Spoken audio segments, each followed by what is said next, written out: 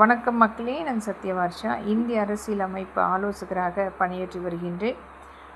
அரசு போக்குவரத்து துறையில் வேலை செய்யக்கூடிய அனைத்து ஊழியர்களுக்குமே அரசினுடைய நேரடி வேலை நியமனம் செய்யப்பட வேண்டும். அனைத்து ஓட்டுநர் மற்றும் நடத்துனர்களுக்குரிய பயிற்சி வகுப்புகள் ஆண்டுக்கு 2 முறை பங்களிப்பாக கொண்டு வரப்பட வேண்டும். ஓட்டுநர் மற்றும் நடத்துனர்களுக்குரிய வேலை நேரம் முழுமையாக 8 மணி நேரம் மட்டுமே ஓட்டுவதற்குரிய அங்கீகாரம் முழுமைப்படுத்த வேண்டும்.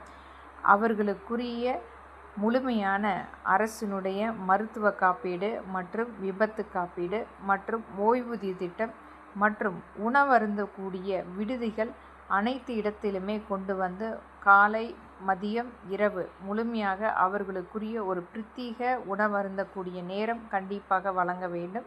மற்றும் அவர்களுக்குரிய உறங்குவதற்குரிய விடுதி மற்றும் கழிப்பிடம் முழுமையாக அவர்களுக்கு பிரத்யேகமாக அமைத்து தரப்பட வேண்டும்.